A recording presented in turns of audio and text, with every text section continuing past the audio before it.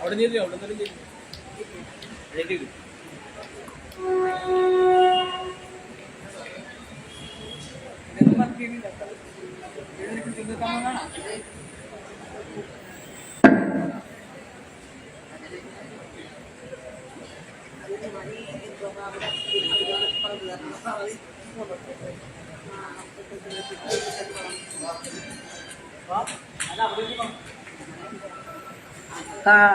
ഭാവബന്ധമൊടു സത്യരൂപനാം ദേവനിൻ മഹിമയാർന്ന കോവിലിൽ പാവന പ്രഭയഴും വിളക്കിത സാവധാനമടിയൻ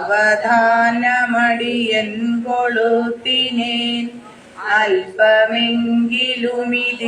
പ്രഭാങ്കുരം സൽപതേയിരുൾ തുറന്നു മെല്ലവേ ശില്പരമ്യ പദപീഠഭൂവിൽ നിൻ ഉൽപ്പതിച്ചു തിരുമെയ്യിലെത്തണേ സ്തേമയാർന്ന മണിഭൂഷണത്തിലും തൂമനോജ്ഞ മലർമാല തന്നിലും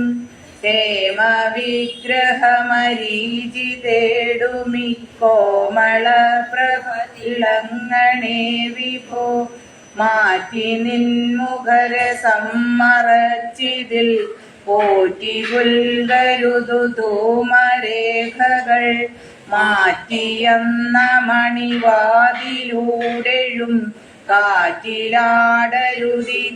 ശിഖാഞ്ചലം ചീർത്തി നിന്നൊളി തെളിഞ്ഞു പൊങ്ങി നെയ്വാർത്തിടായിലുമെരിഞ്ഞു മേൽക്കുമേൽ നേർത്തദീശമിഴിയഞ്ചിടുന്ന നിൻ മൂർത്തി മുൻപു നിഴൽ നീങ്ങി നിൽക്കണേ. ഓം ശ്രീനാരായണ പരമഗുരവേ നമഃ. ദൈവമേ കാത്തുകൊൾകങ്ങ് കൈവിടാതിങ്ങു ഞങ്ങളെ നാവികൻ നീ ഭവാബ്ദിക്കോരാവിവൻ തോണി നിൻ പദം ഒന്നൊന്നായി എണ്ണി എണ്ണി തൊട്ടെണ്ണും പൊരുളൊടുങ്ങിയാൽ നിന്നിടും ദൃക്കുപോലുള്ള നിന്നിലസ്പന്ദമാകണം. അന്നവസ്ത്രാദിമുട്ടാതെ തന്നു രക്ഷിച്ചു ഞങ്ങളെ ധന്യരാക്കുന്ന നീയും തന്നെ ഞങ്ങൾക്കു തമ്പുരാൻ. ആഴിയും തിരയും കാറ്റും ആഴവും പോലെ ഞങ്ങളും മായയും നിന്മഹിമയും നീയുമെന്നുള്ളിലാകണം. നീയല്ലോ സൃഷ്ടിയും സ്രഷ്ടാവായതും സൃഷ്ടിജാലവും നീയല്ലോ ദൈവമേ സൃഷ്ടിക്കുള്ള സാമഗ്രിയായതും നീയല്ലോ മായയും മായാവിയും മായാവിനോദനും നീയല്ലോ മായയെ നീക്കി സായുജ്യം നൽകുമാര്യനും. നീ സത്യം ജ്ഞാനമാനന്ദം നീ തന്നെ വർത്തമാനവും ഭൂതവും ഭാവിയും വേറെ ഊതും മൊഴിയുമോർക്കിൽ നീ അകവും പുറവും തിങ്ങും മഹിമാവാർന്ന നിൻപദം പുകഴ്ത്തുന്നു ഞങ്ങളും. ഭഗവാനെ ജയിക്കുക ജയിക്കുക മഹാദേവ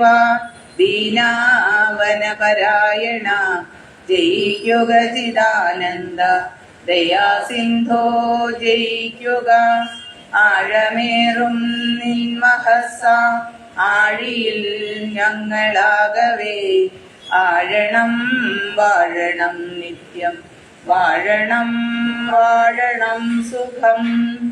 ഓം ശ്രീനാരായണ പരമഗുരവേ നമഃ.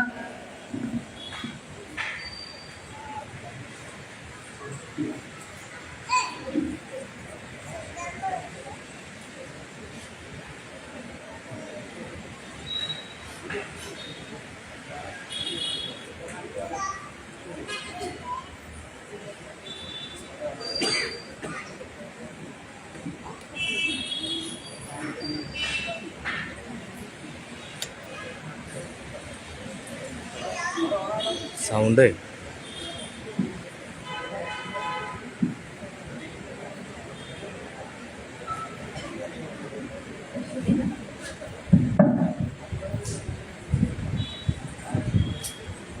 എല്ലാ ഇതിലെത്തിയിട്ടുള്ള എല്ലാ ഭക്തർക്കും സ്വാഗതം ചെയ്യുന്നു. നമുക്ക് ഇന്നത്തെ പ്രഭാഷണം നടത്താൻ ഇവിടെ ഇരുന്ന ഡോക്ടർ ഷിബു ശാന്തിയാണ്. ഈ അമ്പലത്തിൻ്റെ തന്ത്രിയാണ്. അദ്ദേഹം തൃശ്ശൂര് ഒരു സംസ്കൃത കോളേജിലെ അധ്യാപകനാണ്. അതുപോലെ തന്നെ ചേർത്തല കാണിച്ചുകുളങ്ങര അമ്പലത്തിൻ്റെ തന്ത്രിയാണ്. പൂത്തോട്ട അമ്പലത്തിൻ്റെ തന്ത്രിയാണ്. അങ്ങനെ ഒരുപാട് ക്ഷേത്രങ്ങളുള്ള തന്ത്രിയാണ് അദ്ദേഹം. ഗുരുകുലത്തിൽ കാര്യമാത്ര വിജയൻ തന്ത്രിയുടെ ശിഷ്യനാണ്. അതെല്ലാം കൊണ്ടും ഇതിനെപ്പറ്റി ആധികാരികമായിട്ട് സംസാരിക്കാനുള്ള ഒരു കഴിവ് അദ്ദേഹത്തിനുണ്ട്.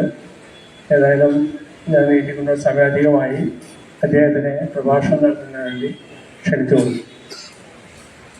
അഷ്ടദ്രവ്യ മഹാഗണപതിയെ പറ്റി അദ്ദേഹം പറഞ്ഞ് മനസ്സിലാക്കും. നമുക്ക് എന്താണ് അതിൻ്റെ ഗുണമെന്നുള്ളത് അദ്ദേഹം പറഞ്ഞ് മനസ്സിലാക്കി തരും.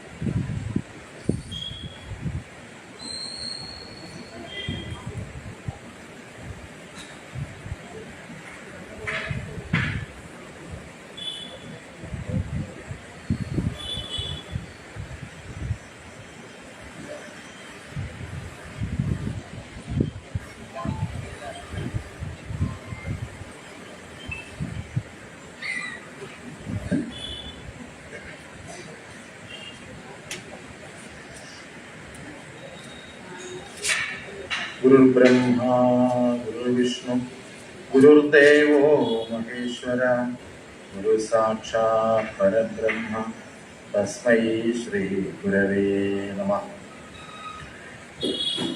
ആദരണീയരായ എല്ലാ ഭക്തജനങ്ങൾക്കും നമസ്കാരം.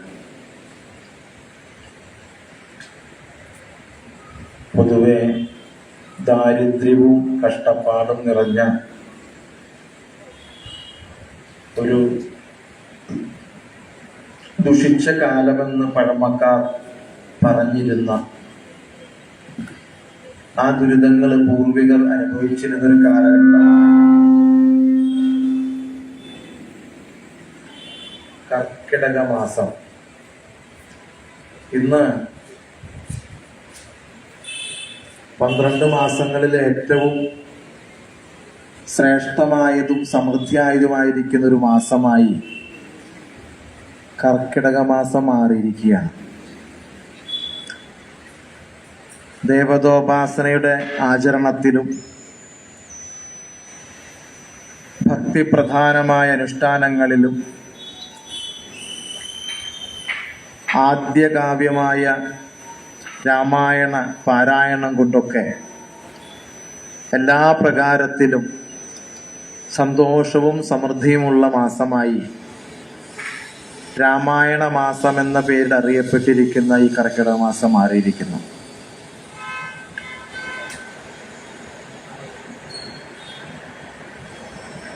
മനുഷ്യ ജീവിതത്തിൽ നാം പ്രാപിക്കേണ്ടുന്ന 4 ഐശ്വര്യങ്ങളുണ്ട്. സംസ്കൃതത്തില് ചതുർവിധ പുരുഷാർത്ഥം എന്നാണ് ഇതിനെ പറയുന്നത്. ധർമ്മം, അർത്ഥം, കാമം, മോക്ഷം എന്നിവയാണ് ചതുർവിധ പുരുഷാർത്ഥങ്ങൾ. ധർമ്മം എന്നത് യതഃ അഭ്യുദയ നിശ്രേയസ സിദ്ധിഃ സഹ ധർമ്മഃ.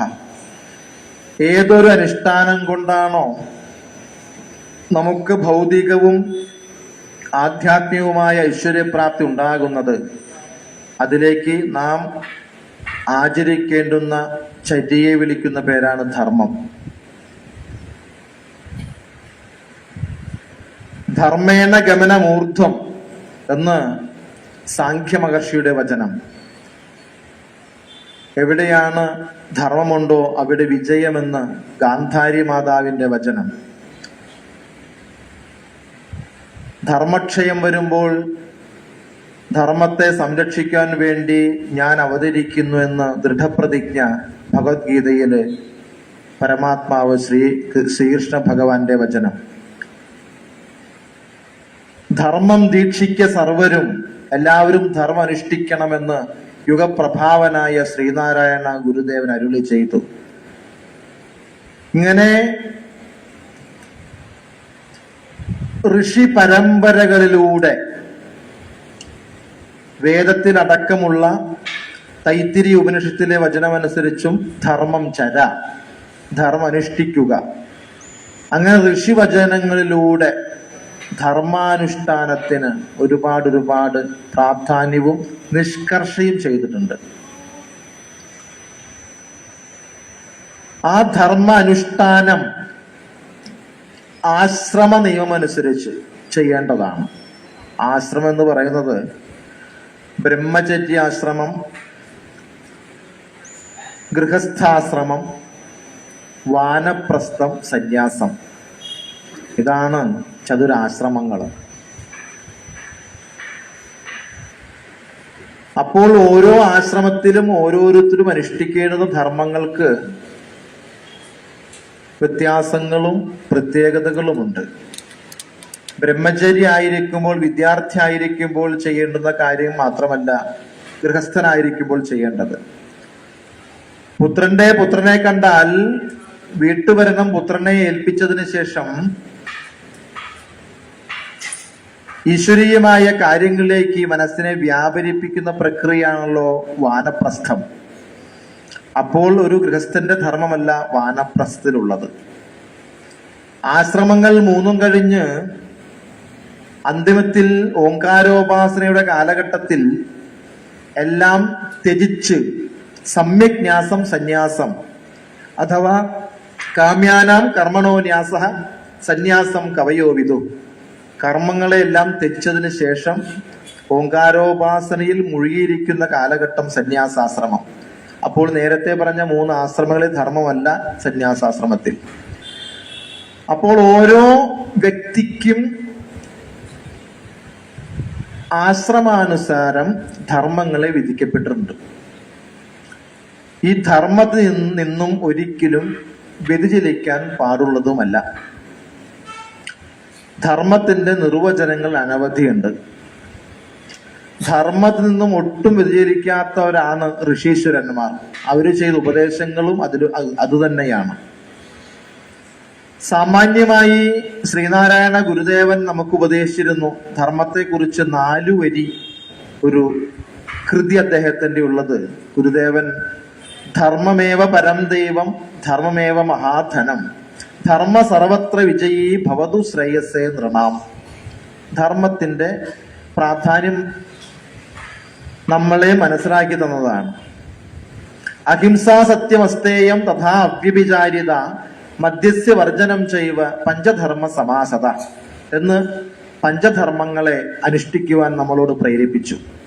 ഞാനിത് വിശദീകരിച്ചിട്ടുള്ളതാണ് മുൻപൊരിക്കൽ, അതുകൊണ്ട് അതിന് മുതിരുന്നില്ല. പഞ്ചശുദ്ധികളെ പാലിക്കണം.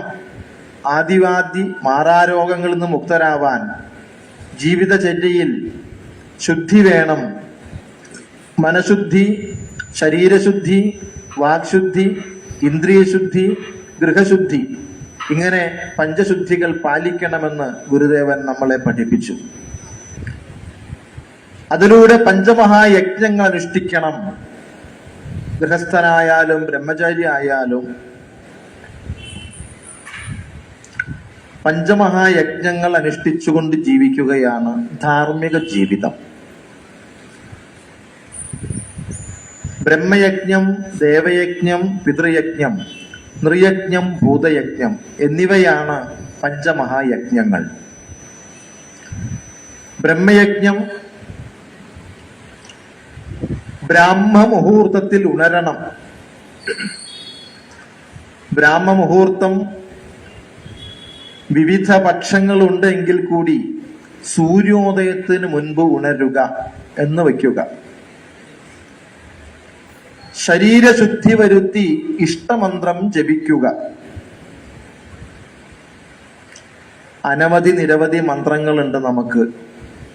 ചില മന്ത്രങ്ങൾ ഗുരുപദേശം കൂടാതെ ജപിക്കാൻ സാധ്യമല്ല.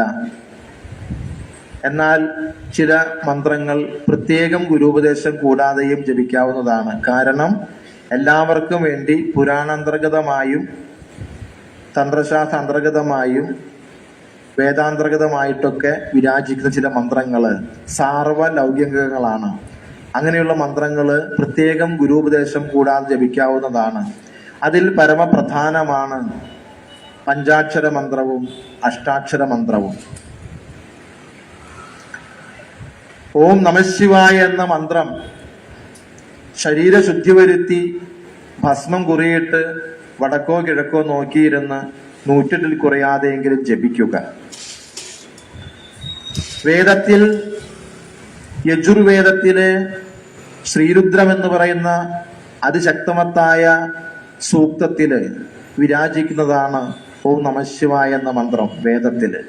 അതേപോലെ പ്രാധാന്യം അർഹിക്കുന്ന തന്ത്രശാസ്ത്രത്തിലും വളരെയധികം ശ്രദ്ധാഭക്തി പുരസ്സരം ഉപാസിക്കപ്പെടുന്ന മന്ത്രമാണ് ഓം നമഃശിവായ. യുഗപ്രഭാവനായ ശ്രീനാരായണ ഗുരുദേവൻ ഈ മന്ത്രത്തിന്റെ പ്രാധാന്യം പറഞ്ഞിട്ടുണ്ട്. ശിവശിവ നിൻ തിരുനാമമതോർത്തുകൊണ്ടാൽ എവിടെയുമൊന്നും അതിനു തുല്യമില്ല. ഇതു പലതും ഉള്ളിലറിഞ്ഞിരുന്നു ഞാൻ, ഇവിടെ ഈ വണ്ണമലഞ്ഞിടുന്നു കഷ്ടം. ഓം നമഃശിവായ എന്ന മന്ത്രം 3000 പ്രാവശ്യം ജപിച്ചാൽ ജന്മജന്മാന്തര ദുരിതങ്ങൾ തീരുമെന്നാണ്. അതിന്റെ ബൃഹത്തായ പ്രയോഗ ക്രിയകളൊക്കെയാണ് മഹാമൃത്യുഞ്ജയ ഹോമം തുടങ്ങിയ ശൈവോപാസന ക്രിയകൾ. മറ്റൊരു മന്ത്രം ഓം നമോ നാരായണായ. ഓം നമോ നാരായണായ എന്ന മന്ത്രം വൈഷ്ണവമാണ്.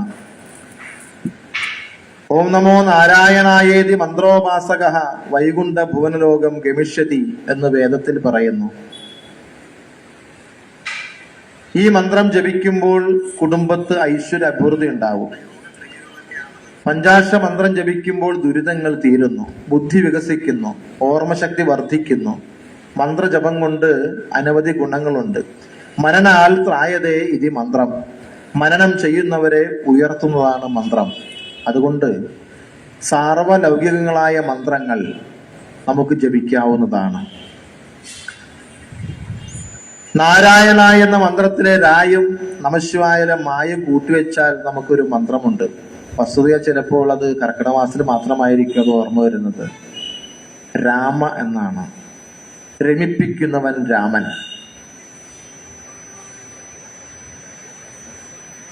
രാമമന്ത്രം ജപിക്കുമ്പോ 2 മന്ത്രജപങ്ങളുടെയും പ്രാധാന്യമുണ്ടെന്നാണ്. ഇത് കൂട്ടിച്ചേർത്തുകൊണ്ട് സന്ധിക്ക് ജപിക്കുന്നത് പതിവുള്ളത് കൊണ്ട് അതിന് സന്ധ്യാനാമം എന്ന പേരിൽ ഒരു പുസ്തകം തന്നെ ഉണ്ടായിരുന്നു. രാമ രാമ രാമ രാമ രാമ രാമ പാഹിമാം, രാമപാദം ചേരണേ മുകുന്ദ രാമ പാഹിമാം. മന്ത്രം നൂലിൽ കോർത്ത് പുഷ്പഹാരം പോലെ മനോഹരമായി രചന ചെയ്തിട്ടുള്ള കീർത്തനമാണത്.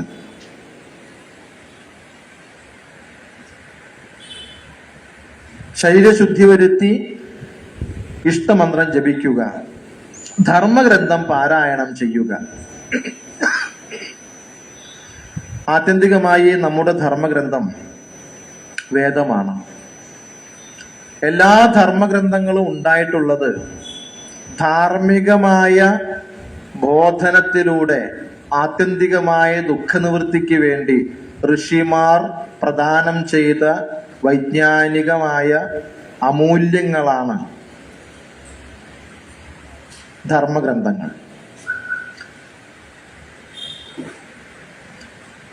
ഐഹികവും ആമുഷ്മികവുമായ ഐശ്വര്യപ്രാപ്തിക്ക് വേണ്ടി കർമ്മകാണ്ഡവും ജ്ഞാനകാണ്ഡവും അടങ്ങിയിരിക്കുന്ന മഹത്തായിരിക്കുന്ന ധർമ്മഗ്രന്ഥമാണ് വേദം. ഋഷിമാരുടെ തപസ്സിൽ നിന്നും ഉൽപ്പന്നമായതാണ്. അപൗരുഷേയം വേദ എന്നാണ് പറയുന്നത്. പുരുഷനാൽ നിർമ്മിക്കപ്പെട്ടതല്ല, ഈശ്വരദത്തമാണ് വേദം. ദത്തമായിരിക്കുന്ന മന്ത്രത്തിനെ ഋഷിമാർ ദർശിക്കുകയാണ് ചെയ്തത്, സൃഷ്ടിക്കുകയല്ല. അതുകൊണ്ട് സംസ്കൃതത്തിൽ പറയും ഋഷയഃ മന്ത്ര ദ്രഷ്ടാരഃ നതു സ്രഷ്ടാരഃ. തപസ്സുകൊണ്ട് നേടിയെടുത്ത അല്ലെങ്കിൽ ദർശിച്ചതായിരിക്കുന്ന മന്ത്രമാലയാണ് വേദങ്ങൾ. ആ വേദം വിവിധ ഋഷികളാൽ ദർശിക്കപ്പെട്ടതിനെ ശേഖരിച്ചുകൊണ്ട് 4 വിഭജിച്ച് വേണ്ടതിനെ വേണ്ട തരത്തിൽ യോജിപ്പിച്ചുകൊണ്ട് ഋഗ്വേദം, യജുർവേദം, സാമവേദം, അഥർവവേദം എന്നീ രീതിയിലേക്ക് പകുത്ത വ്യസനം ചെയ്ത മഹാഋഷി ബാദരായണ മഹർഷി വേദവ്യാസനാണ്. ആത്യന്തികമായി വേദോഖിലോ ധർമ്മമൂലം, നമ്മുടെ ധർമ്മഗ്രന്ഥം വേദമാണ്, അതിൽ സംശയം ഇല്ല. എന്നാൽ ഈ വേദം കഠിനമായിരിക്കുന്ന സംസ്കൃത ഭാഷയിലാണ്. സാധാരണക്കാർക്ക് വേദം സുവ്യക്തമല്ല. വളരെ ശ്രദ്ധാഭക്തി പുരസ്സരം ഗുരുമുഖത്തു നിന്നും അഭ്യസിച്ച്, സാധാരണ സംസ്കൃത ഭാഷയുമല്ല, വേദത്തിന്റെ സംസ്കൃത ഭാഷ വളരെ കഠിനമാണ്. അത് സംസ്കൃതം തന്നെയാണ്, സംസ്കരിക്കപ്പെട്ടതാണ്. ആ കഠിനമായ സംസ്കൃത ഭാഷയിലുള്ള വേദം സാധാരണക്കാർക്ക് സുവ്യക്തമല്ല, ലളിതമായി പഠിക്കുവാൻ സാധിക്കുകയുമില്ല. അതുകൊണ്ട് തന്നെ നമ്മുടെ ഋഷീശ്വരന്മാർ കാലാനുസൃതമായി ഈ വേദത്തിലെ സാരാംശത്തിനെ കഥയിലൂടെ, കഥാപാത്രങ്ങളിലൂടെ നമുക്ക് മനസ്സിലാക്കി തരാൻ വേണ്ടി പിന്നീട് ആവിർഭവിച്ചിട്ടുള്ള ധർമ്മഗ്രന്ഥങ്ങളാണ് ഇതിഹാസങ്ങളും പുരാണങ്ങളും. ഇതിഹാസങ്ങൾ 2, രാമായണം, മഹാഭാരതം. പുരാണങ്ങൾ 18, ഉപപുരാണങ്ങൾ 18. അങ്ങനെ തുടങ്ങി നിരവധി ധർമ്മഗ്രന്ഥങ്ങൾ നമുക്ക് ലഭിച്ചിട്ടുണ്ട്. എല്ലാ ധർമ്മഗ്രന്ഥങ്ങളുടെയും ലക്ഷ്യം ആത്യന്തികമായിരിക്കുന്ന ദുഃഖനിവൃത്തിയാണ്. മഹാഭാരതത്തില് യുദ്ധാനന്തരം യുധിഷ്ഠിരന്റെ ദുഃഖനിവൃത്തി ഇല്ലാതിരുന്ന സമയത്ത് ശരശയ്യയിൽ ശയിക്കുന്ന ഭീഷ്മപിതാമഹനോട് ആരാഞ്ഞപ്പോൾ യുധിഷ്ഠിരന്റെ ദുഃഖനിവൃത്തിക്ക് വേണ്ടി ഭീഷ്മർ ഉപദേശിക്കുന്നതാണ് വിഷ്ണു സഹസ്രനാമം.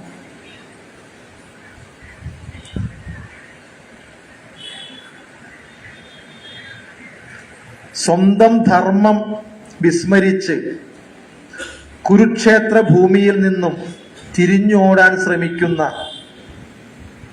ക്ഷാത്രവീര്യത്തിന്റെ തേജസ്സായ വില്ലാളി വീരനായ അർജുനനെ പിടിച്ചു നിർത്തി തന്റെ ആത്യന്തിക ദുഃഖനിവൃത്തിക്ക് വേണ്ടി ഭഗവാൻ ശ്രീകൃഷ്ണൻ ഉപദേശിച്ചു കൊടുത്തതാണ് ഭഗവത്ഗീത.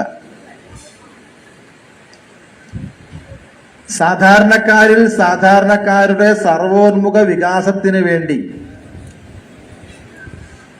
ഐഹികവും ആമുഷുമായ ഐശ്വര്യപ്രാപ്തിക്ക് വേണ്ടി വ്രാത്യാനാം ദ്വിജബന്ധൂനാം വേദേഷു അനധികാരിണാം തേഷാം ഉദ്ധരണാർത്ഥായ ശിവേനൈതൽ കൃതം പുരാ. സാധാരണക്കാരുടെ സർവോന്മുഖ വികാസത്തിന് വേണ്ടി ഭഗവാൻ ശ്രീ പരമേശ്വരൻ പാർവതി ദേവിക്ക് ഉപദേശിച്ചു കൊടുത്ത രൂപത്തിൽ നമുക്ക് പ്രദത്തമായിട്ടുള്ള മഹത്തരമായ ശാസ്ത്രമാണ് തന്ത്രശാസ്ത്രം.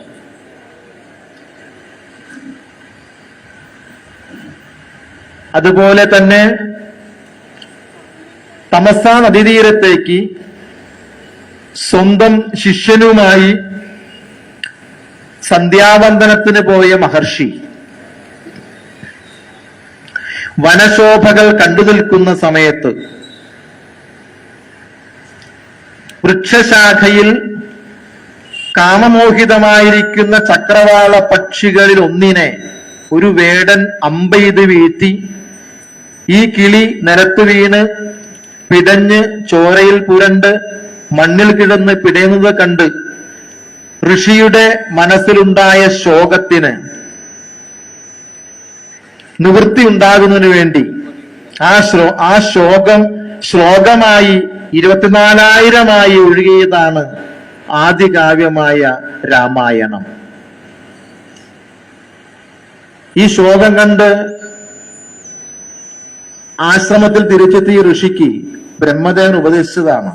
ആത്യന്തികമായ ദുഃഖനിവൃത്തിക്ക് വേണ്ടിയാണ് അപ്പോഴും ഒരു ധർമ്മഗ്രന്ഥത്തിന്റെ ഉത്ഭവം. അങ്ങനെ ചിന്തിച്ചു നോക്കിയാൽ നമുക്ക് എല്ലാ പ്രകാരത്തിലും മാനവരാശിയുടെ ആത്യന്തികമായ ദുഃഖനിവൃത്തിക്ക് വേണ്ടി ഋഷിമാർ നമുക്ക് പ്രദാനം ചെയ്ത വൈജ്ഞാനിക വിഭവങ്ങളാണ് നാളിതുവരെ കണ്ടിട്ടുള്ള ധർമ്മഗ്രന്ഥങ്ങളെല്ലാം തന്നെ. അതുകൊണ്ട് ധർമ്മഗ്രന്ഥം പാരായണം ചെയ്യണം.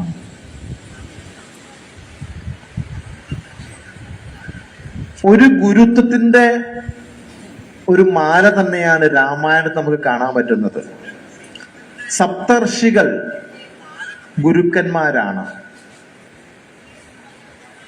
തന്റെ ദുചേഷ്ടിതങ്ങളാൽ ജന്മം പാഴാകുന്നു അല്ലെങ്കിൽ പാഴായിക്കൊണ്ടിരിക്കുന്നു, അധർമ്മമാർഗം സഞ്ചരിക്കുന്ന ഒരു രത്നാകരൻ ഋഷിയുടെ ഉപദേശപ്രകാരം അല്ലെങ്കിൽ ഗുരുക്കന്മാരുടെ ഉപദേശപ്രകാരം ഉപദേശിക്കപ്പെട്ട ഒരു മന്ത്രത്തിന്റെ സിദ്ധിയിൽ നിന്നും പിറവി കൊണ്ട കാവ്യമാണ് രാമായണം. ആമരം ഈമരം എന്ന് ജപിച്ച് രാമരാമയായി ആ രാമമന്ത്രത്തിന്റെ സിദ്ധിയിലൂടെ ആണ് രത്നാകരൻ നിന്ന് വാൽമീകത്തിലേക്കുള്ള പ്രയാണം ഉണ്ടായത്. ഗുരുസ്വരൂപനായിട്ട് ബ്രഹ്മദേവൻ ഉപദേശിച്ചു കൊടുത്തതാണ്. അപ്പോഴും ഒരു ഗുരുവിന്റെ സ്ഥാനമാണ് അവിടെ ഉള്ളത്. സന്തതികളില്ലാതെ വിഷമിച്ച രാജദമ്പതികൾക്ക് സന്താനമുണ്ടാകുന്നതിന് വേണ്ടിയും ഒരു ചര്യ അനുഷ്ഠിക്കുവാൻ വേണ്ടി ഒരു ഗുരുവിന്റെ ഉപദേശം തേടിയിട്ടാണ്. വസിഷ്ഠ മഹർഷിയുടെ ഉപദേശപ്രകാരമാണ് പുത്രകാമേഷ്ടി എന്ന യാഗം നടത്തുന്നത്. യാഗം നടത്താൻ പലരും ഉണ്ടായിരിക്കാം. എന്നിട്ടും ഒരു മുനികുമാരനെ വരുത്തണമെന്ന് പറഞ്ഞത് ഒരു ഗുരുവാണ്. അവിടെയും ഒരു ഗുരുപദേശം കൊണ്ടാണ് അത് സംഭവിക്കുന്നത്. യാഗം നടത്തുന്നതും ഒരു ഗുരു തന്നെയാണ്.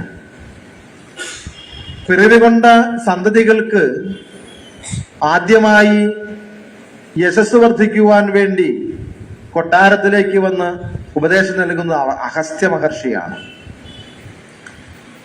ബാലന്മാരായിരുന്ന രാമലക്ഷ്മണന്മാരെ യാഗരക്ഷയ്ക്ക് വേണമെന്ന് പറഞ്ഞ് അവരെ കൂട്ടിക്കൊണ്ടുപോകാൻ വന്നിട്ടുള്ളത് ഒരു ഗുരുവാണ്, വിശ്വാമിത്രൻ. അവരുടെ വിശപ്പ് ദാഹങ്ങൾക്ക് പരിഹാരമായി ആനന്ദദായകമായ ഉന്മേഷം അഭിവൃദ്ധിയും ഉണ്ടാകുന്നതിന് വേണ്ടി അവർക്ക് മന്ത്രം ഉപദേശിക്കുന്നതും ഒരു ഗുരുവാണ്. ബല അതിബലം എന്ന മന്ത്രോപദേശം സ്വീകരിച്ചത് വിശ്വാമിത്രനിൽ നിന്നാണ്.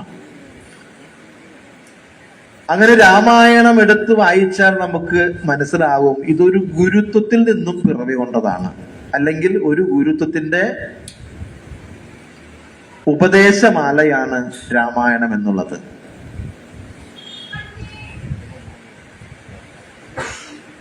അതുകൊണ്ട് ധർമ്മഗ്രന്ഥം പാരായണം ചെയ്യണം. ധർമ്മഗ്രന്ഥം പാരായണം ചെയ്യുന്നത് ധാർമ്മിക ബോധത്തിലൂടെ നമുക്ക് ഉയരുവാൻ വേണ്ടിയാണ്. ധർമ്മത്തിന്റെ കഥകളൊക്കെ പലതരത്തിൽ പറഞ്ഞിട്ടുണ്ടെങ്കിലും ധർമ്മം എന്ന ഒന്നിനെ ഒരു മൂർത്തിയായി കൽപ്പിച്ചുകൊണ്ട് നിലവിലുള്ള ഒരേ ഒരു കാവ്യം രാമായണം മാത്രമാണ്. രാമോ വിഗ്രഹവാൻ ധർമ്മ. അതുകൊണ്ട് ഋഷിമാർ പറയുന്നു, രാമാദി വർത്തിതവ്യം നതു രാവണാദി. രാമ ആദി എന്ന് പറഞ്ഞാൽ ആദി ശബ്ദം കൊണ്ട് രാമലക്ഷ്മണ ശത്രുഘ്ന സഹോദരങ്ങളെയും രാമാനുകൂലികളെയും നാം കൽപ്പിക്കണം. അങ്ങനെ വർത്തിച്ചാൽ ധർമ്മത്തിന് വിജയമെന്ന്. നതു രാവണാദി, രാവണാദികളെ പോലെ ആവരുതെന്ന് പറയുമ്പോൾ ആദി ശബ്ദം കൊണ്ട് സൂചിപ്പിക്കുന്നത് രാവണനും രാവണന്റെ മാരീച്ച തുടങ്ങിയ പരമ്പരകളും കുംഭകർണാദികളുമാണ്. സംഭവിക്കുന്നത് ഒന്ന് ധർമ്മവും ഒന്ന് അധർമ്മവുമാണ്. ധർമ്മത്തിന്റെ ഉയർച്ചയുണ്ടാകുമ്പോൾ അധർമ്മത്തിന് നാശമുണ്ടാകുന്നു. എപ്പോൾ അധർമ്മം കൊടികുത്തി വാഴുന്നുവോ അപ്പോൾ ഭഗവാന്റെ അവതാരം ഉണ്ടാകുന്നു ധർമ്മത്തിനെ സംരക്ഷിക്കുന്നതിന് വേണ്ടി. അപ്പോൾ ആത്യന്തികമായി നമുക്ക് ദുഃഖനിവൃത്തിക്ക് വേണ്ടി ഋഷിമാർ പ്രദാനം ചെയ്തിരിക്കുന്ന ഈ മഹത്തരമായ ധർമ്മഗ്രന്ഥങ്ങൾ നാം പാരായണം ചെയ്യണം. എല്ലാ ധർമ്മഗ്രന്ഥങ്ങളെയും സാരസംഗ്രഹമായി 18 അധ്യായങ്ങളിലായി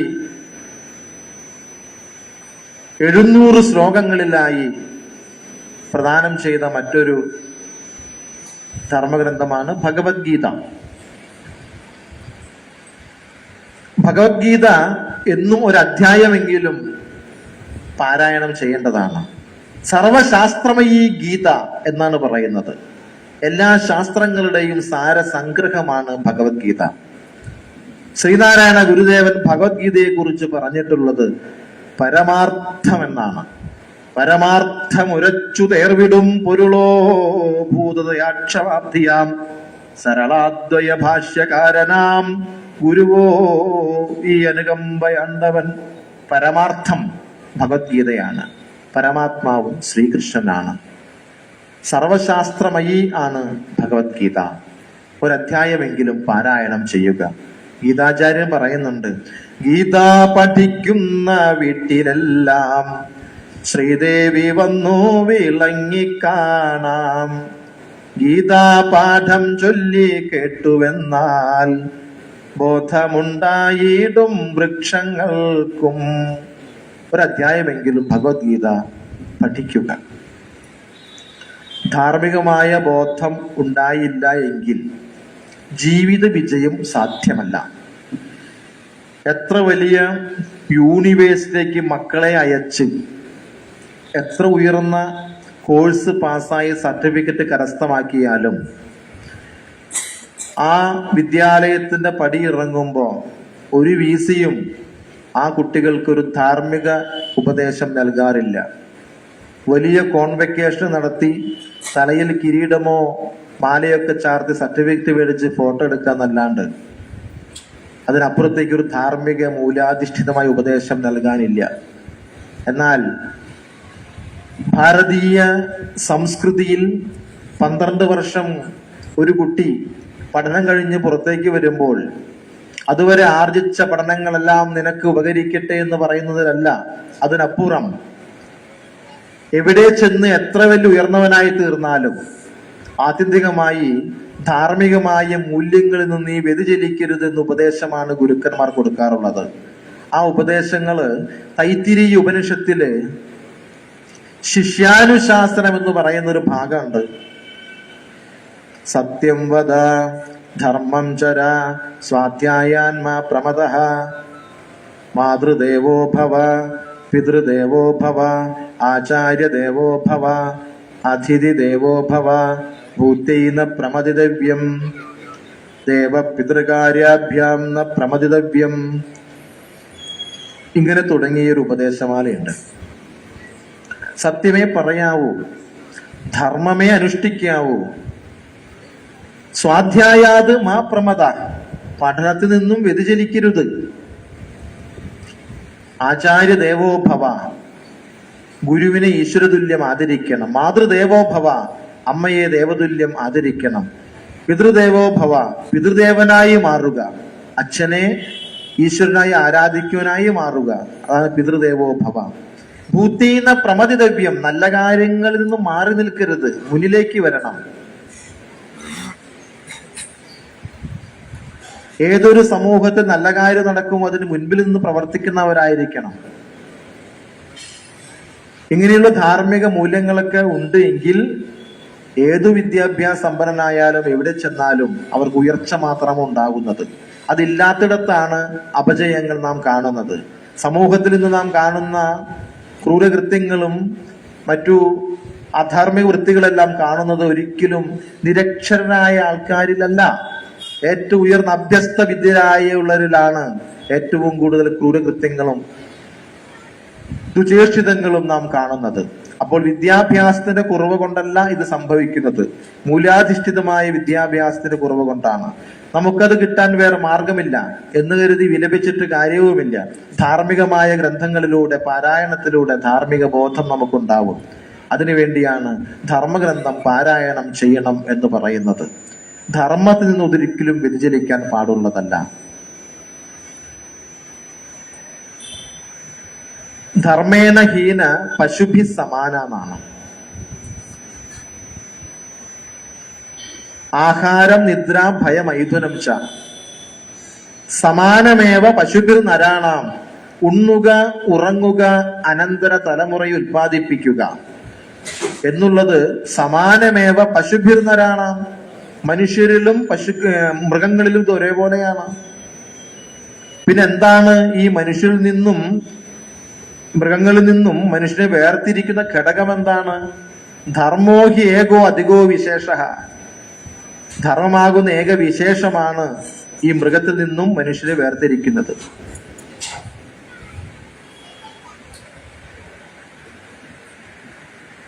അതുകൊണ്ട് മനുഷ്യത്വം ഉണ്ടാവണം. ആദ്യം ധാർമ്മികമായ അനുഷ്ഠാനം ഉണ്ടെങ്കിലാണ് അതിലേക്ക് വരുന്നത്. പഞ്ചമഹായജ്ഞങ്ങളിൽ ബ്രഹ്മയജ്ഞം എന്ന് പറയുന്നത് ബ്രാഹ്മമുഹൂർത്തത്തിൽ ഉണരണം, ശരീരശുദ്ധി വരുത്തണം, ഇഷ്ടമന്ത്രം ജപിക്കണം, ധർമ്മഗ്രന്ഥം പാരായണം ചെയ്യണം. ഇത്രയുമാണ്. അടുത്തത് ബ്രഹ്മയജ്ഞം കഴിഞ്ഞാൽ ദേവയജ്ഞമാണ്. ദൈവികമായ ഉപാസനയെ ചെയ്യുക. ദൈവികമായ ഉപാസന ഓരോരുത്തർക്കും സ്വേച്ഛാനുസാരം ചെയ്യാവുന്നതാണ്. ഇഷ്ടദേവതയെ ഉപാസിക്കുക. കൃതൗ ശ്രുത്യുക്ത ആചാരഃ ത്രേതായാം സ്മൃതി സംഭവ ദ്വാപരേത്തു പുരാണോക്ത കലൗ ആഗമ സമ്മത. ഈ ക്ഷേത്ര ഈശ്വര ഉപാസനയെ കുറിച്ച് ഞാൻ അധികം വിശദീകരിക്കുന്നില്ല, സാമാന്യമായി മാത്രമാണ് ഇപ്പോൾ പറയുന്നത്. നിർഗുണ നിരാകാരമായ ഈശ്വരോപാസനയ്ക്ക് കൃതയുഗത്തിൽ ഋഷീശ്വരന്മാർ കൽപ്പിച്ചിരുന്നു. ത്രേതായുഗം വന്നപ്പോൾ യാഗാദി കർമ്മങ്ങളിലൂടെ സഗുണ നിരാകാരമായ ഈശ്വരോപാസനയ്ക്കാണ് പ്രസക്തി.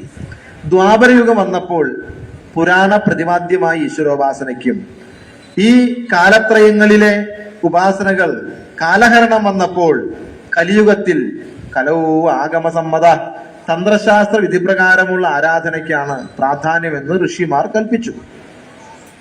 അതനുസരിച്ച് എള്ളിൽ എണ്ണ എന്ന പോലെ നിറഞ്ഞു നിൽക്കുന്ന ഈശ്വര ചൈതന്യത്തിനെ 6 സമ്പ്രദായങ്ങളായി ആരാധിക്കുവാൻ നമുക്ക് കൽപ്പന ചെയ്തു.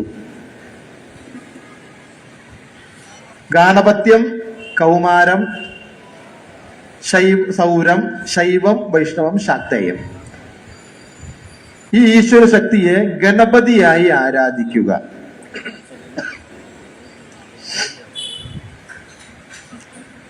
ഗണപതി ആദിമമായ സ്പന്ദന ദേവതാ സ്വരൂപമാണ്. സൂക്ഷ്മ ശരീരത്തിൽ മനുഷ്യന് 3 പ്രകാരത്തില് ശരീരങ്ങളുണ്ട്. സ്ഥൂലം, സൂക്ഷ്മം, കാരണം. സൂക്ഷ്മ ശരീരത്തിൽ മൂലാധാരാധിഷ്ഠാനമായി വിരാജിക്കുന്ന ചൈതന്യമാണ് ഗണപതി.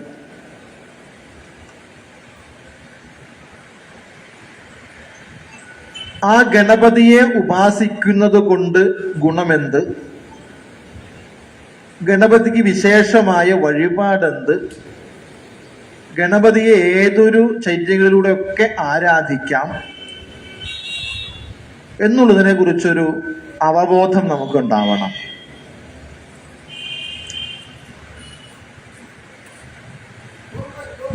ഒരു ദിവസം ഒരു മനുഷ്യൻ ശരാശരി 21,600 പ്രാവശ്യമാണ് ശ്വാസോച്ഛ്വാസം ചെയ്യുന്നത് എന്ന് തന്ത്രശാസ്ത്രത്തിലും യോഗയിലും പറയുന്നു.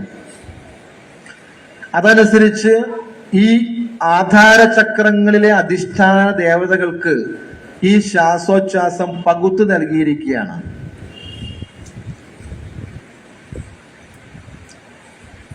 അതിൽ ആദ്യമം ഗണപതിയാണ്.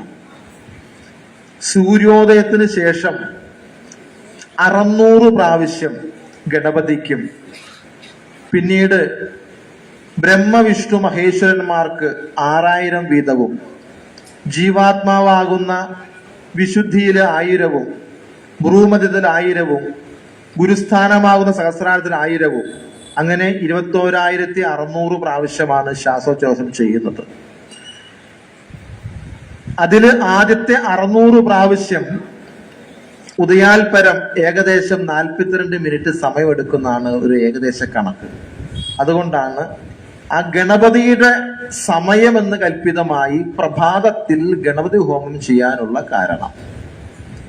കുറച്ചു നേരത്തെ തുടങ്ങിയോണ്ടോ കുറച്ചു നേരം വൈകി തുടങ്ങിയോണ്ടോ ഗണപതിക്ക് ഒരു പരിഭവം ഉണ്ടാവില്ല. പിന്നെ പണ്ട് കാലത്ത് അമ്പലത്തിൽ ശാന്തിക്കാർക്ക് വേറെയും പല സ്ഥലങ്ങളിൽ പൂജയൊക്കെ ഉണ്ടാവും. അപ്പൊ അതുകൊണ്ട് ഒരു ദിവസം തന്നെ 1-2 ഹോമങ്ങളൊക്കെ ചെയ്യേണ്ടി വരും. അപ്പൊ 3 മണിക്ക് തുടങ്ങി 4 മണിക്ക്, പിന്നെ 4 മണിക്ക് തുടങ്ങി 5 മണിക്ക്, പിന്നീട് അതൊക്കെ എന്തായി മാറി? അതൊക്കെ ആചാരമായി മാറി. സാധാരണക്കാരൻ ആരും ഇതിന്റെ ശാസ്ത്രീയതയിലേക്ക് ചിന്തിക്കാറുമില്ല. ഇതാണ് വസ്തുത.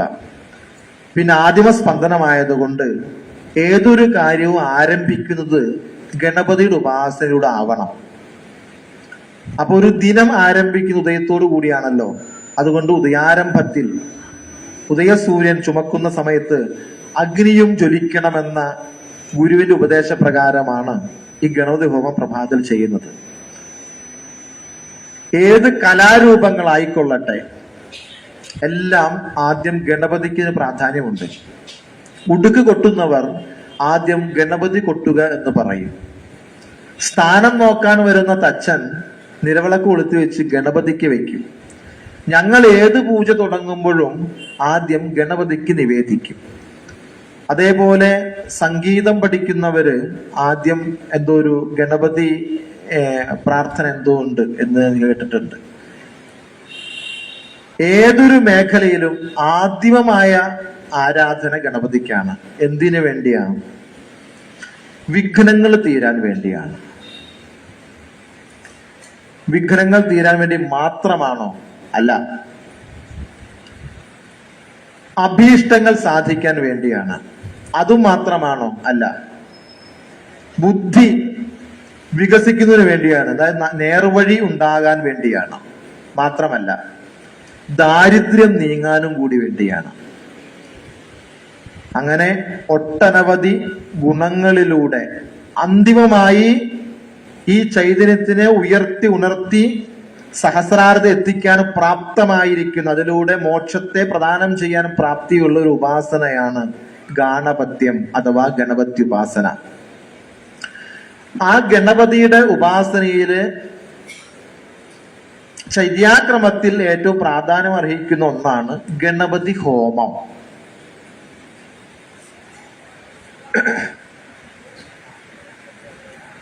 പച്ചക്കറുക പുല്ലുകൊണ്ട് ഗണപതിക്ക് മാല കെട്ടി ചാർത്തുകയോ അർച്ചന ചെയ്യുകയോ ചെയ്താൽ ധനദാന വൃദ്ധി ഉണ്ടാകും.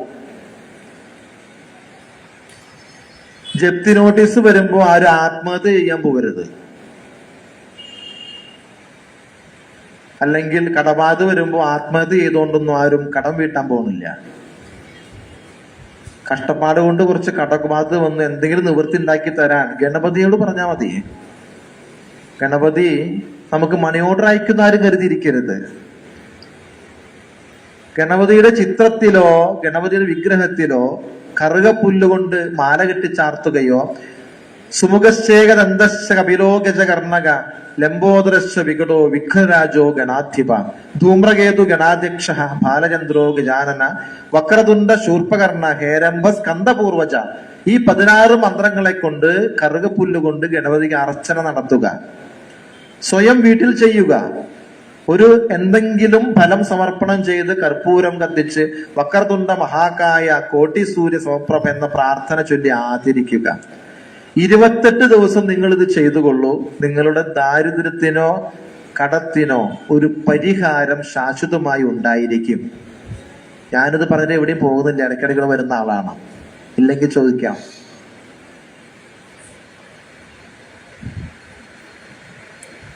കലവൂ ചണ്ഡീ വിനായകോ. ഈ കലിയുഗത്തില് സഗുണസാകാരമായ ഉപാസന സമ്പ്രദായങ്ങളില് വളരെയധികം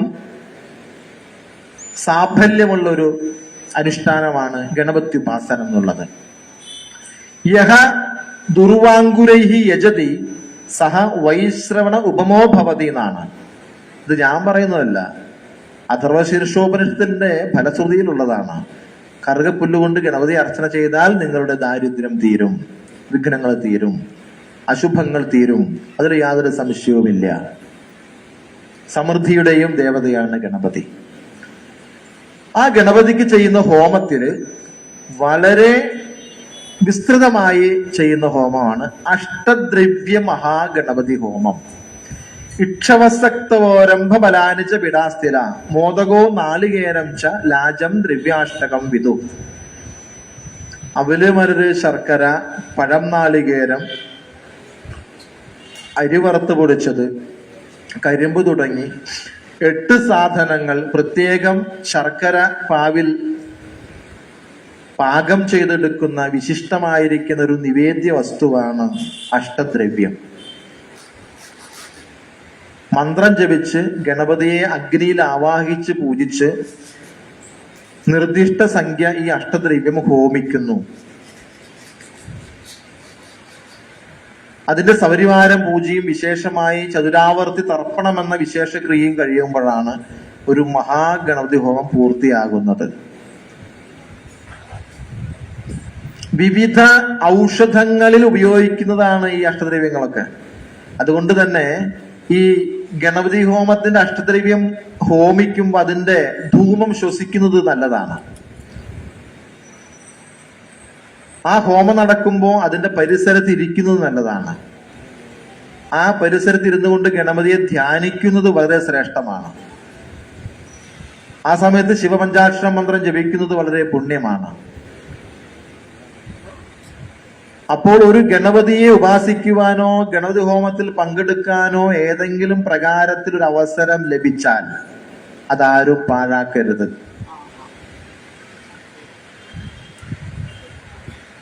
പൂർവജന്മ സുഹൃതം കൊണ്ടാണ് ഒരു താന്ത്രികമായിരിക്കുന്ന ഏതെങ്കിലും ഒരു ക്രിയയിൽ പങ്കെടുക്കാൻ സാധിക്കുന്നത്. ജന്മജന്മാന്തര ദുരിതങ്ങളിൽ ഒരു അംശമെങ്കിലും ആ ക്രിയകളെ കൊണ്ട് തീരുമെന്നുള്ളതിൽ യാതൊരു സംശയവും വേണ്ട. അപ്പോൾ ആ സുഹൃത്തുക്കളായിരിക്കുന്ന ഈ നാട്ടിലെ എല്ലാ ഭക്തജനങ്ങളും നാളെ നടക്കുന്ന ഈ മഹത്തായിരിക്കുന്ന ഗണേശയാഗത്തിൽ അഥവാ താന്ത്രിക യജ്ഞത്തിൽ മഹാഗണപതി ഹോമത്തിൽ പങ്കെടുക്കണം. അന്തിമത്തിൽ നിങ്ങൾക്ക് പൂർണാഹുതി ദ്രവ്യങ്ങളെ സ്പർശിച്ച് അഭീഷ്ടങ്ങളെ പ്രാർത്ഥിക്കുന്നതിനും പുഷ്പാക്ഷതങ്ങൾ കയ്യിൽ തന്ന് അഗ്നിയിലേക്ക് അർച്ചന ചെയ്യുന്നതിനുമുള്ള സ്വാതന്ത്ര്യം ഈ വേദിയിലുണ്ടാവും. മറ്റു സങ്കേതങ്ങളിലൊക്കെ പോയിട്ട് നിങ്ങൾ ആവശ്യപ്പെടരുത്. ഗണഹോമം നടക്കും, എനിക്ക് അരിയും പൂവും വേണം ഒഴിഞ്ഞിടാനെന്നൊക്കെ പോയി ചോദിച്ചാൽ ചിലപ്പോൾ അവർ തന്നൊന്നും വരില്ല. പക്ഷെ നമ്മുടെ ക്ഷേത്രങ്ങളിൽ നമുക്കതിന് സ്വാതന്ത്ര്യമുണ്ട്. നമുക്ക് നേരിട്ട് പൂജിക്കുവാനുള്ള സ്വാതന്ത്ര്യമുണ്ട്. അതാണ് സാമൂഹികമായി ഭക്തജനൈഹി സാഗം യജ്ഞാഹ കുര്യാതെന്നാണ്. യജ്ഞങ്ങള് എല്ലാവരും സമക്ഷം വേണം ചെയ്യാനെന്നാണ്. മറ്റൊരു ഉപാസനയാണ് ദേവി ഉപാസന. ഗാണപത്യം കലൗ ചണ്ഡീ വിനായകവും. ഭഗവതി സേവയ്ക്കും വളരെ പ്രാധാന്യമുണ്ട്. വിശേഷമായി ഈ കർക്കിടക മാസത്തിൽ പ്രായേണ എല്ലാ ക്ഷേത്രങ്ങളിലും ചില ഭവനങ്ങളിലൊക്കെ ഈ വിശേഷ ഉപാസനകൾ നടക്കുന്നുണ്ട്. അത് വളരെ നല്ലത്. കൗമാരം സുബ്രഹ്മണ്യ ഉപാസനയെ ചെയ്യുക.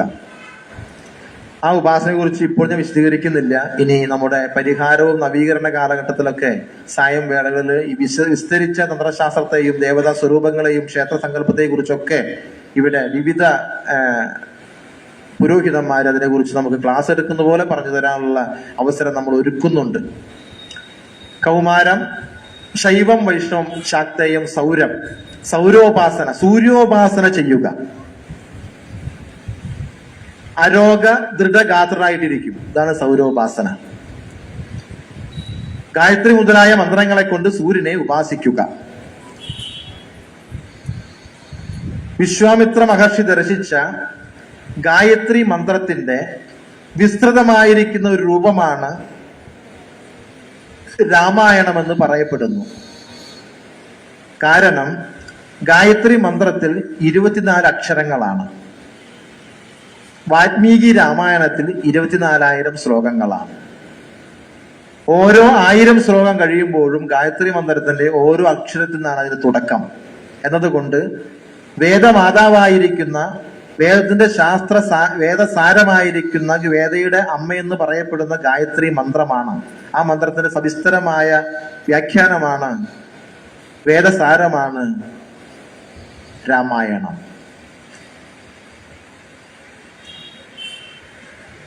സൂര്യോപാസനയ്ക്ക് ഉപയോഗിക്കുന്ന മന്ത്രവും ഗായത്രി മുതലായ മന്ത്രമാണ്. മറ്റൊരു ഉപാസന ശൈവം, ശിവനെ ഉപാസിക്കുക. ശൈവോപാസന പ്രധാനങ്ങളായിരിക്കുന്ന വ്രതങ്ങൾ അനുഷ്ഠിക്കുക. മറ്റൊരു ഉപാസന വൈഷ്ണവം, വിഷ്ണുവിനെ ഉപാസിക്കുക. ഓ നമോ നാരായണായ എന്ന മന്ത്രങ്ങളെ കൊണ്ട് ഹരേ, സാർവലൗകികങ്ങളായ മന്ത്രങ്ങളാണ്. ഓ നമോ ഭഗവതേ വാസുദേവായ, ഓ നമോ നാരായണായ, ഹരേ രാമ രാമ രാമ ഹരേ ഹരേ, രാമ രാമ രാമ രാമ പാഹിമ തുടങ്ങിയതെല്ലാം ശ്രീരാമ ജയരാമ ജയ ജയ രാമ. ഇതൊക്കെ സാർവലൗകികങ്ങളായിരിക്കുന്ന വൈഷ്ണവ മന്ത്രങ്ങളാണ്. ഈ മന്ത്രങ്ങളൊക്കെ ജപിക്കുക. അത് വൈഷ്ണവ ഉപാസനയാണ്.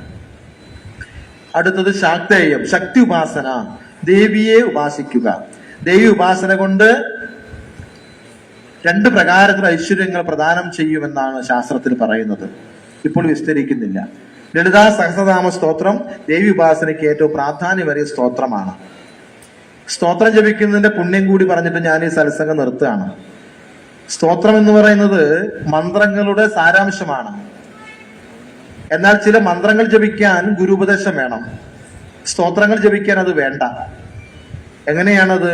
നമുക്കൊരു അസുഖം വന്നു കഴിഞ്ഞാൽ ഏത് മരുന്ന് കഴിക്കണമെന്ന് നമ്മൾ ഡോക്ടറെ കൺസൾട്ട് ചെയ്ത് ഡോക്ടറുടെ ലിസ്റ്റ് മേടിച്ചു വേണം മരുന്ന് വാങ്ങാൻ.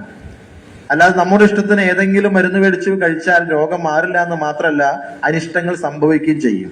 അതുപോലെയാണ് ചില മന്ത്രങ്ങൾ ജപിക്കാൻ ഗുരുപദേശം വേണം. എന്നാൽ സ്തോത്രങ്ങൾ ജപിക്കാനോ? നമ്മള് ഗുളികയില് ടാബ്ലറ്റ്സിലൊക്കെ അടങ്ങിയിരിക്കുന്ന വൈറ്റമിൻസ്, ഇതൊക്കെ നിറഞ്ഞു നിൽക്കുന്ന പച്ചക്കറിയും പഴങ്ങളും ഉണ്ട് ധാരാളം. ആ പച്ചക്കറിയും പഴം കഴിക്കാനൊന്നും ആരുടെ ഉപദേശം വേണ്ട. പക്ഷെ ഗുളിക കഴിക്കണമെങ്കിൽ ഉപദേശം വേണം.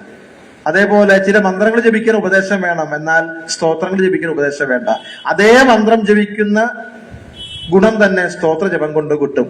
അതുകൊണ്ട് വളരെ തന്ത്രശാസ്ത്രത്തിൽ ഗോപ്യമായി പറഞ്ഞിരിക്കുന്ന ചില മന്ത്രങ്ങളുടെ സാരമാണ് ലളിതാ സഹസ്രനാമം തുടങ്ങിയ സ്തോത്രങ്ങളിലുള്ളത്.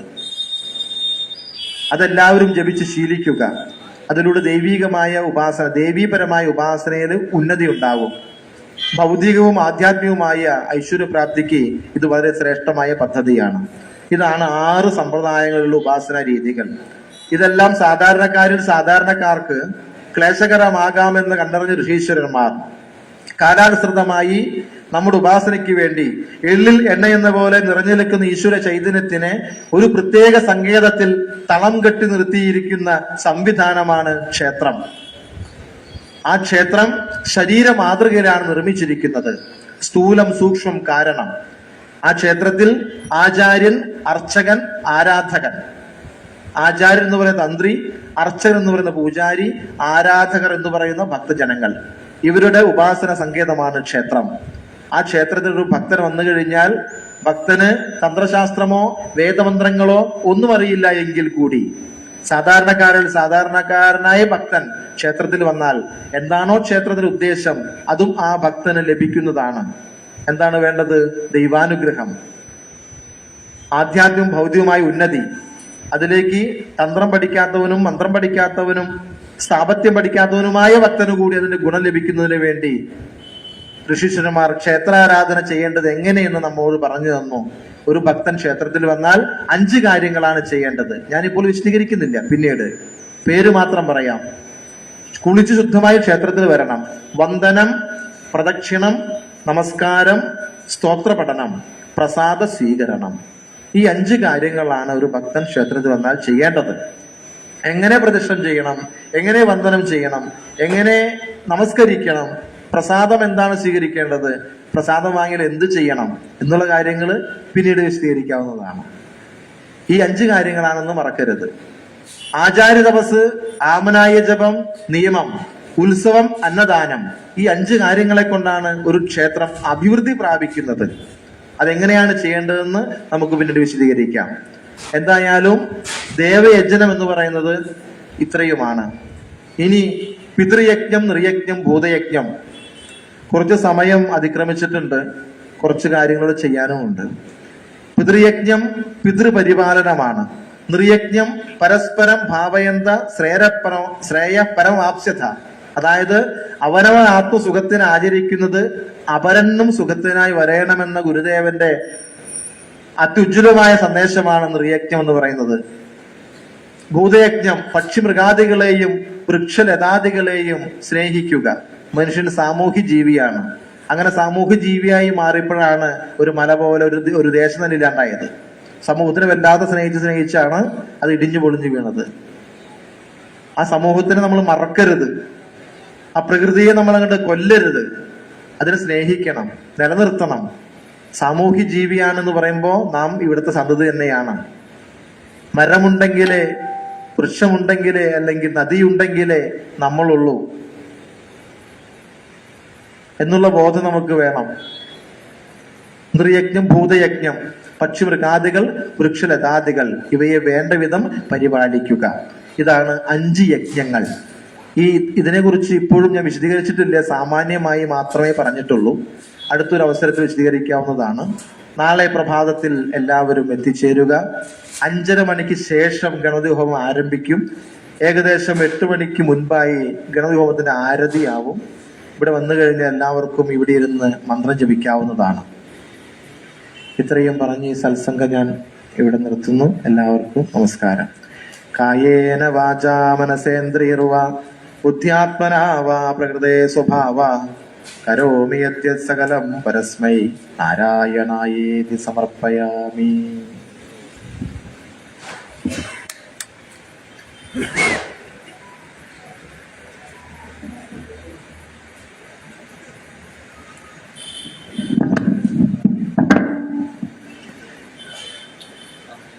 എല്ലാവർക്കും നമസ്കാരം. നമ്മളുടെ ഈ പ്രഭാഷണ പരമ്പര തുടങ്ങിയ ദിവസം മുതൽ നമ്മളേറെ ആകാംക്ഷയോടെ കാത്തിരുന്ന ഒരു പ്രഭാഷണമാണ് ഇപ്പോൾ നമ്മൾ കേട്ടത്.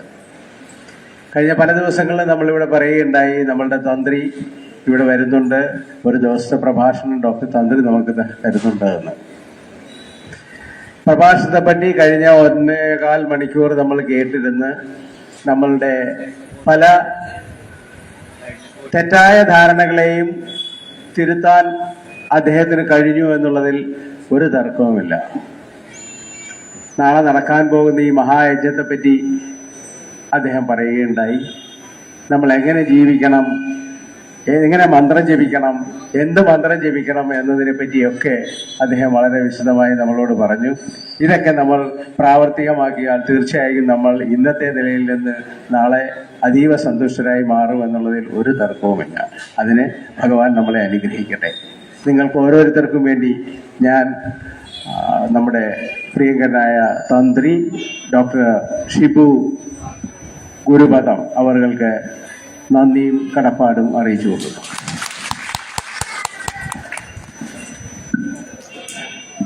നമ്മളുടെ എല്ലാ ദിവസത്തെയും പോലെ ഇന്നും നമ്മളുടെ മരുന്ന് കഞ്ഞി നടക്കുകയാണ്. എല്ലാവരെയും ഞാൻ മരുന്ന് കഞ്ഞിയിലേക്ക് കുടിക്കുന്നതിന് വേണ്ടി ക്ഷണിക്കുന്നു. നാളെ യജ്ഞം കാലത്ത് ഉച്ചയ്ക്ക് ശേഷം വൈകുന്നേരം വീണ്ടും പ്രഭാഷണമുണ്ട്. നാളത്തെ പ്രഭാഷണവും ഒരു തന്ത്രിവര്യനാണ് നടത്തുന്നത്, അശോകൻ തന്ത്രി. അപ്പോൾ ആ പ്രഭാഷണവും എല്ലാവരും തീർച്ചയായിട്ടും കേൾക്കണം. അതിൽ നിന്ന് നമുക്ക് എന്താണ് കിട്ടാനുള്ളതെന്ന് നമുക്ക് പഠിക്കാം. നന്ദി.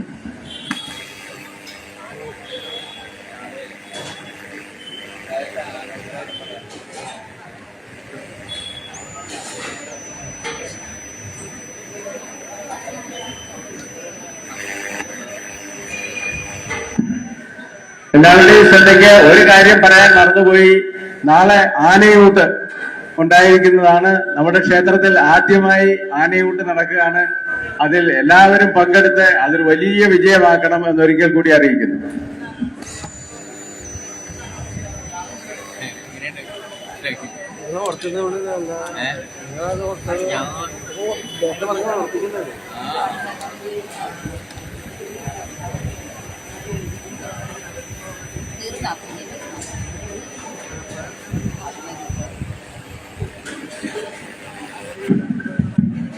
പ്രത്യേക ശ്രദ്ധയ്ക്ക് നാളെ ഒരു ഹോമം നടക്കാനുള്ള ഒരു വേദിയാണ് ഈ പന്തൽ എന്നുള്ളത് കൊണ്ട് ഔഷധക്കഞ്ഞി വാങ്ങി എല്ലാവരും പന്തലിന് പുറത്തേക്ക് പോയി വേണം കഴിക്കാൻ.